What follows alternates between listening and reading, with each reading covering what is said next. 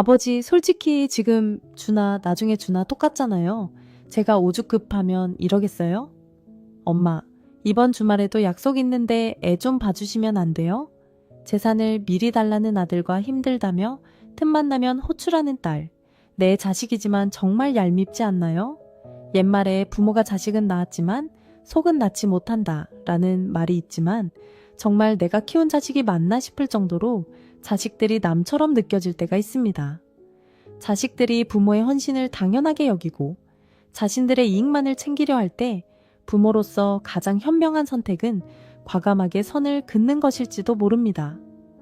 아무리 귀한 자식이라도 말이죠. 그래서 오늘은 아무리 소중한 자식이라도 단호하게 인연을 끊어야 할 세 가지 행동에 대해 이야기해 보려고 합니다. 행복한 노후를 꿈꾸시는 분들은 끝까지 시청해 주세요. 첫 번째, 부모를 돈줄로 여기는 자식. 올해 67세인 저는 35살 된 아들과 31살 된 며느리, 그리고 눈에 넣어도 아프지 않을 예쁜 손주를 둔 사람입니다. 아들이 결혼한 지 3년이 됐네요. 아들 내외를 생각하면 요즘 참 마음이 무겁습니다. 제가 뭘 잘못한 걸까요? 이제는 부모님도 안 계시고 친구들에게 말하기도 쉽지 않아 이렇게 익명으로 사연을 보내봅니다. 본론부터 이야기하자면 아들 내외가 집을 사달라고 합니다. 처음엔 너무 당당하게 요구하길래 당황했습니다. 저와 남편을 돈줄로 보는 것 같아 속상한 마음을 감출 수 없었습니다. 물론 저희 부부는 양재에 빌라 한 채를 가지고 있고 백화점에서 매장을 몇 개 운영하고 있어 경제적으로 크게 부족함은 없습니다. 아들이 결혼할 때도 4억짜리 전세집을 해줬고 외제차도 하나 사줬습니다. 그 당시 저희도 집을 넓혀 이사하느라 현금이 부족해 전세로 해준 거였죠. 그래도 자식이 결혼하는 만큼 할 수 있는 한 최선을 다했습니다. 그런데 시간이 지날수록 자꾸 양재에 있는 빌라에 눈독을 들이기 시작했습니다. 빌라를 팔아서 그 돈으로 자기네 집을 사달라는 겁니다. 양재 집은 나중에 개발되면 값어치가 더 올라갈 거야. 그리고 우리도 그 집에서 나오는 수익으로 생활비를 보태 쓰고 있어서 지금 당장은 팔 수가 없어 라고 말했습니다. 그랬더니 아들이 전세 옮겨 다니기 너무 힘들어요. 저희도 이제 좀 안정되게 살고 싶어요. 집 한 채만 사주세요. 라며 어린애처럼 조르길래 막말로 나랑 아빠 죽으면 결국 너희 거 아니냐? 내가 저승까지 가져갈 것도 아닌데 라고 말하고 나서야 상황이 일단락 되었습니다. 이후 며느리의 태도도 묘하게 변했습니다. 손주를 보러 집에 가면 며느리는 아기를 씻기거나 설거지를 핑계로 저와 눈도 마주치지 않았고 짧게 대답하며 대화를 피하려는 모습이 너무나 서운했습니다. 얼마 전엔 청양계기가 뉴스에 나와서 너희 청약 잘 넣고 있지? 라고 물어봤더니 며느리가 대뜸 돈 보태 주실 것도 아니면서 저희가 알아서 할게요 라고 차갑게 대꾸하더군요. 그 말에 저는 말없이 있다가 집으로 돌아왔습니다. 그날 밤 참 많이 울었습니다. 평소에는 하고 싶은 말을 다 하던 며느리였는데 요즘은 말 한마디 나누는 것도 힘들어졌습니다. 이제는 찬바람이 쌩쌩 부는 것 같습니다. 저는 결혼할 때 어느 정도 살 수 있는 기반만 마련해주면 둘이 알뜰살뜰 돈도 모으고 조금씩 집을 넓혀가는 보람도 있겠다고 생각했죠. 하지만 그건 제 혼자만의 생각이었나 봅니다. 요즘 집값이 비싼 건 알지만 집을 사달라고 당당하게 말하는 그들의 태도가 참 괘씸하다는 생각이 듭니다. 제가 너무하는 걸까요? 아니면 아들 내외가 당연하다는 듯이 요구하는 게 문제일까요? 오늘도 아들에게 안부 전화 한 통 없고 며느리는 결혼 초부터 안부 전화 한 번 한 적이 없습니다. 이러다 보니 마음이 더 허전합니다. 이 사연을 들은 여러분의 생각은 어떠신가요? 여러분의 의견을 댓글로 남겨주세요. 저는 이런 사연을 보면 신문이나 인터넷에서 흔히 볼 수 있는 자극적인 기사들이 떠오릅니다. 돈만 있으면 부모는 필요 없다. 부모에게 바라는 건 오직 돈뿐이다. 같은 문구들 말이죠. 하지만 현실을 보면 이런 자극적인 표현이 그리 과장된 것만은 아니라는 걸 깨닫게 됩니다. 돌봄이 필요한 부모를 외면하거나 부모를 단지 돈줄로 보는 자식들이 실제로 많기 때문입니다. 노후에 자식들에게 경제적으로 의존하게 되는 부모님들을 보면 마음이 참 무거워집니다. 자식이 결혼할 때는 집을 부탁하고 손주가 태어나면 육아와 교육비를 부탁하며 사업을 시작할 때는 투자금을 요구하는 패턴이 반복됩니다. 자식들이 돈이 부족할 때마다 부모에게 손을 내밀고 때로는 용돈을 드리며 효도하는 척하지만 그 뒤에는 더 큰 금액을 요구하는 일이 비일비재합니다. 부모는 마치 끝없는 돈을 뱉어내는 요술 항아리 같습니다. 50만 원을 넣으면 100만 원을 내주는 그런 마법 같은 존재 말이죠. 하지만 그 요술 항아리에도 언젠가는 금이 가고 결국 구석에 처박히게 됩니다. 자식이 부모에게 기대고 싶은 마음은 이해할 수 있지만 그 기대가 지나쳐 부모를 당연한 희생의 대상으로 여긴다면 문제입니다. 부모는 자식을 사랑하는 존재이지 자식의 재정적 안전망이 되어야 하는 존재가 아닙니다.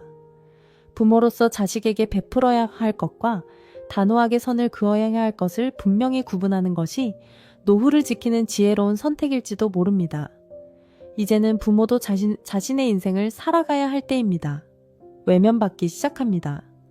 자식들은 그 항아리가 더 이상 돈을 내놓지 못하게 되면 불만을 터뜨리며 그러고도 부모냐라는 식으로 화를 냅니다.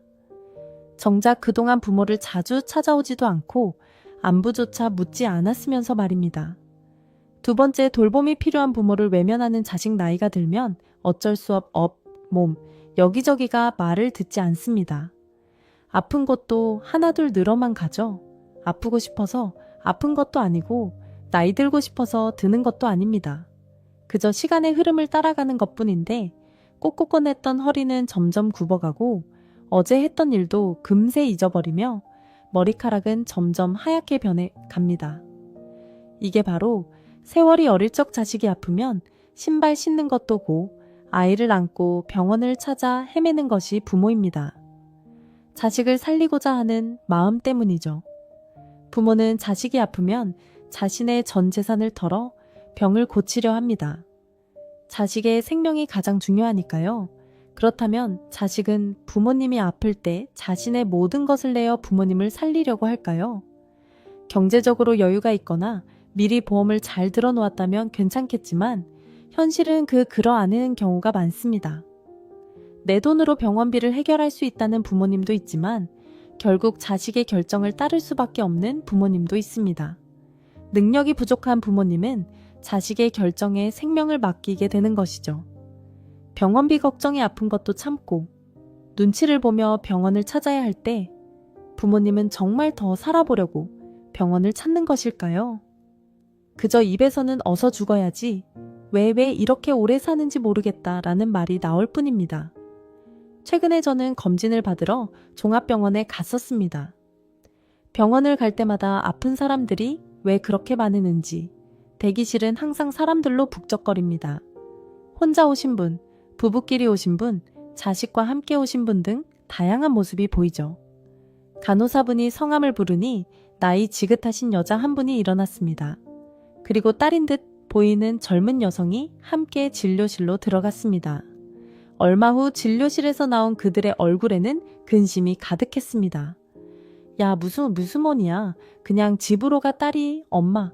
그래도 입원해야 한다잖아요. 라고 했지만 엄마는 돈이 어디 있어.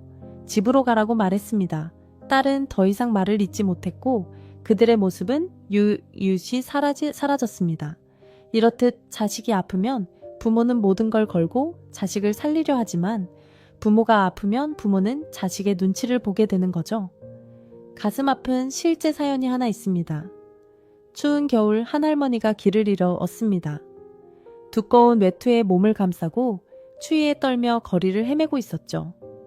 겉모습만 보면 치매를 앓는 듯한 노인처럼 보였습니다. 지나가는 사람들은 연민의 눈빛을 보내지만 누구도 발걸음을 멈추지는 않았죠. 그때 한 청년이 할머니를 발견했습니다. 마음씨 착한 그 청년은 할머니를 경찰서로 데려갔고 할머니는 신분증도 없고 이름조차 기억하지 못하는 상태였습니다.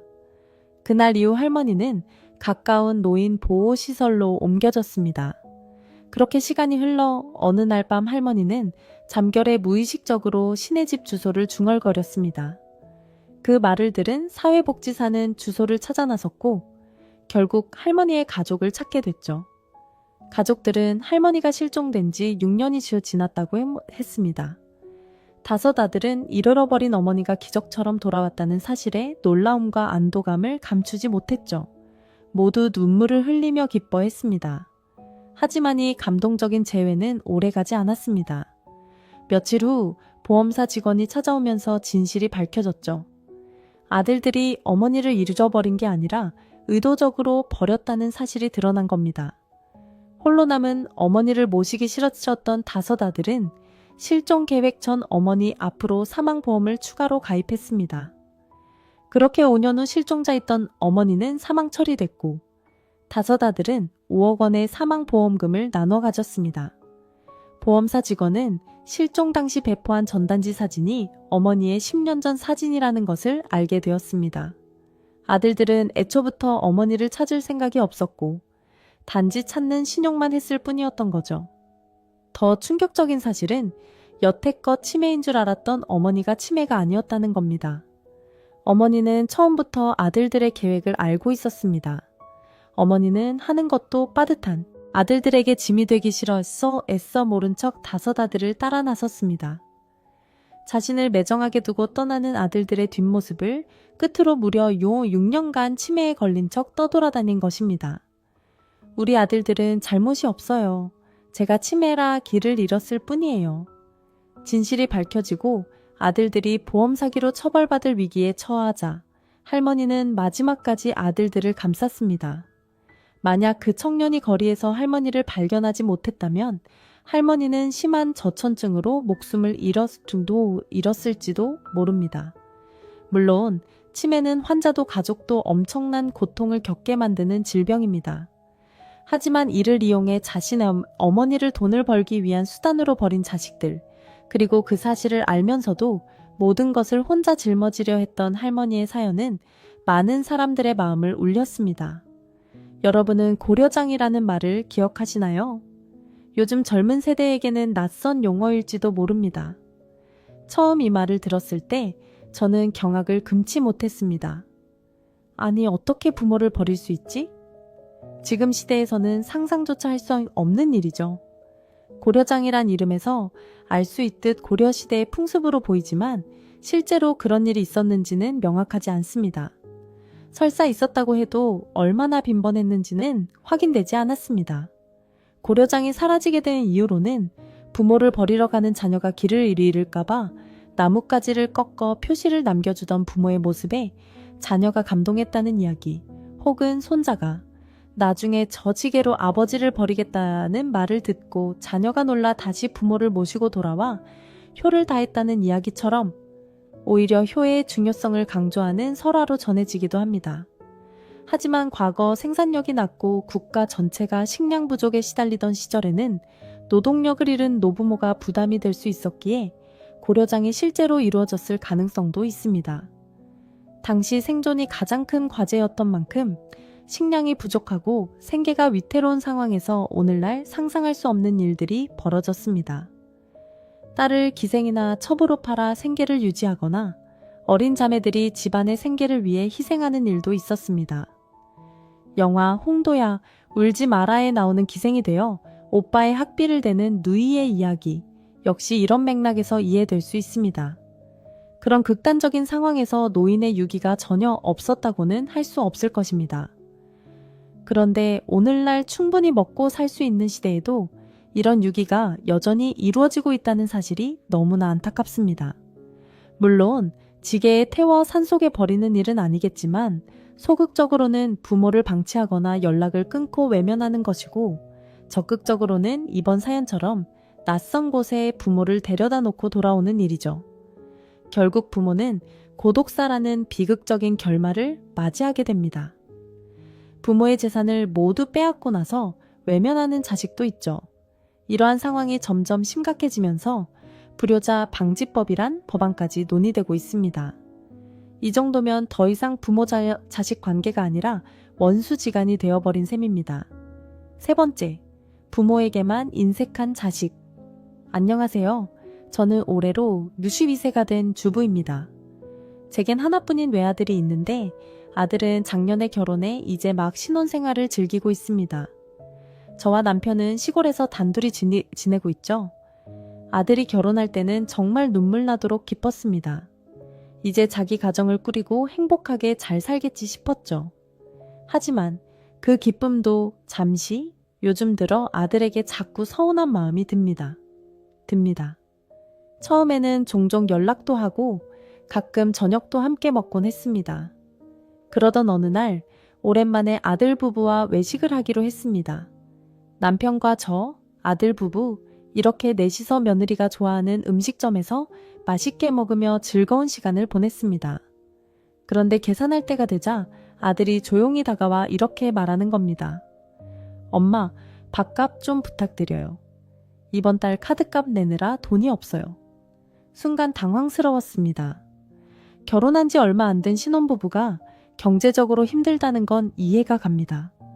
하지만 총 8만 원 더만 나온 밥값을 내는 게 그렇게 큰 부담이었을까요? 사실 아들은 결혼 준비할 때도 돈이 부족하다고 해서 저희가 웬만한 결혼 비용을 거의 다 부담했고 집도 전세를 얻느라 적지 않은 돈을 보태주었습니다. 부모로서 당연히 도와줘야 한다고 생각했고 아들이 행복하게 살길 바라는 마음으로 아낌없이 지원해 주었죠. 혹시 같이 식사하는 게 싫어서 돈이 없다는 핑계를 댄 걸까요? 수중에 돈이 그렇게 없다는 사실이 오히려 걱정되기도 했습니다. 그런데 정말 서운했던 건 그 후에 알게 된 사실 때문이었습니다. 며칠 뒤 며느리가 SNS에 올린 사진을 우연히 보게 됐는데 사진 속에는 아들 부부가 최근 다녀온 해외여행 사진이 가득했습니다. 비행기 안에서 찍은 셀카, 럭셔리한 호텔에서의 저녁 식사, 그리고 며느리가 들고 있는 값비싼 명품 가방까지. 순간 멍해졌습니다. 아들이 그렇게 돈이 없다며 밥값은 아까워했으면서도 신혼여행 이후 또다시 해외여행을 다녀온 겁니다. 그것도 면세점에서 명품 가방까지 사주면서 말이죠.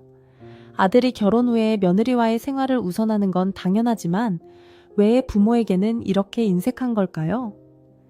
몇만 원짜리 밥 한 끼는 아까워하면서도 해외여행과 명품에는 아낌없이 돈을 쓰는 모습을 보니 참 서글펐습니다. 사실 그전에도 아들은 부모 생일 한 번 챙겨주지 않았고 어버이날에 그 흔한 카네이션도 받아본 적 없었습니다. 무뚝뚝한 성격이 꼭 자기 아빠를 빼닮아서 그런가 보다 했는데 자기 아내한테는 꿀이 뚝뚝 떨어지게 자상하더군요. 이제 와서 자식에게 무언가 바라는 건 아니지만 자식 키워봤자 다 소용없는 것 같습니다. 이 사연을 듣고 나니 근래에 본 한 행시가 떠오릅니다. 낳아주고 길러주신 그 은혜는 태산인데 청춘 남녀 많지만은 효자 효부 안 보이네. 시집가는 새색시는 시부모를 싫다하고 장가가는 아들놈은 살림나기 바쁘다네. 자식이 어릴 땐 부모의 사랑을 당연하게 여기고 성장해서 독립하면 부모의 존재를 점점 뒷전으로 밀어냅니다. 부모가 베풀어준 사랑과 희생은 너무나도 당연한 것이 되고 자신의 가정과 배우자를 위해서는 모든 걸 다 내어주면서도 부모에게는 인색한 태도를 보이는 현실이 씁쓸하기만 합니다. 치며 웃으면서 부모님이 훈계하면 벌레 씹은 표정을 짓고 제 자식이 떠들어도 싱글벙글 좋아하면서 부모님의 기침 소리는 듣기 싫어 인상을 씁니다. 제 자식의 오줌과 똥은 맨손으로 만지지만 부모님의 기침 가래는 불결하다며 밥도 못 먹겠다 합니다. 과자 봉지를 들고 와서 아이 손에 쥐어주지만 부모에게 고기 한 근 사드릴 줄은 모릅니다. 애완동물이 아프면 가축병원에 급히 달려가면서도 늙은 부모가 아프면 그저 그러려니 합니다. 태어나 10자식을 키운 부모는 한결같이 헌신했지만 10자식은 한 부모를 귀찮아합니다. 자식에게 쓰는 돈은 아낌없이 쓰면서도 부모에게 쓰는 돈은 이것저것 따져가며 계산합니다. 자식과 함께하는 외식은 당연한 일처럼 여겨도 부모님과 외식 한번 하는 것은 망설이게 됩니다. 자식 남매 소용없다. 무자식이 상팔자다. 요즘 젊은이들은 부모에게 감사할 줄 모르고 이기적이라는 이야기를 자주 듣습니다. 왜 그럴까요? 너무 귀하게 키워서 그런 걸까요? 물론 그럴 수도 있지만 세태가 변했기 때문이기도 합니다. 과거에는 부모와 자식이 함께 살아도 먹고 사는 문제만 해결되면 큰 불만이 없었습니다. 모두가 가난하게 지냈고 자신의 미래도 불확실했기에 부모를 부양하는 것 외에는 다른 대안이 없었던 시절이었죠. 하지만 먹고 사는 것 이상의 재화를 손에 넣기 시작하면 이야기는 달라집니다. 그 재화를 가지고 보다 나은 삶을 살고 싶은 욕망이 생기고 부모에게 쓸 돈을 아끼면 자신이 더 많은 소비와 소유를 누릴 수 있습니다. 더 나아가 자식에게 더 나은 미래를 주고 싶다는 욕심도 생깁니다. 인간의 욕심은 끝이 없기에 부모에게 줄 돈이 없다는 이유는 수천 수만 가지나 됩니다. 평균 수명이 늘어나면서 예전에는 60이면 생을 마감할 부모들이 이제는 90을 넘어서도 살아가는 시대가 되었습니다. 노후에 자식들에게 의지하려고 하면 자식들도 부담을 느낄 수밖에 없습니다. 그렇다면 어떻게 해야 할까요? 답은 간단합니다. 새 포도주는 새 부대에 넣어라. 시대가 변했는데도 옛 방식을 고집한다면 세상의 흐름을 읽지 못하는 사람이 됩니다. 변화하는 시대에 맞게 사고방식도 행동도 바꾸어야 합니다. 예수님의 가르침처럼 부모는 자식에게 모든 것을 내어주고 자식은 그 희생을 당연하게 여기는 사고방식을 버려야 합니다. 자식에게 상처받는 부모들을 보면 대부분 시대는 변했지만 사고방식은 여전히 옛날 그대로이기 때문입니다. 부모는 자식에게 단호한 태도를 취하지 못하고 자식들은 부모의 처지를 고려하지 않는 채 자신의 이익에만 급급합니다. 이제는 부모도 자식에게 기대기보다는 스스로 노후를 준비하고 지켜야 합니다. 자식도 부모의 재산을 당연하게 생각하지 말고 스스로 자립할 수 있어야 합니다. 부모와 자식의 관계는 서로에게 기대는 관계가 아니라 각자가 자신의 삶을 책임지고 존중하는 관계가 되어야 합니다. 물론 말처럼 쉬운 일은 아니지만 자식에게 짐이 되지 않기 위해서라도 부모는 조금 더 단호해질 필요가 있습니다. 그동안 자식들에게 헌신하며 살아오셨다면 이제는 여러분 자신의 삶도 소중히 여길 차례입니다. 여러분 스스로 행복을 지키고 자식과도 건강한 거리를 두며 행복한 노후를 꾸려가시길 진심으로 응원합니다. 앞으로도 지혜의 동행이 함께하겠습니다. 끝까지 시청해주셔서 감사합니다.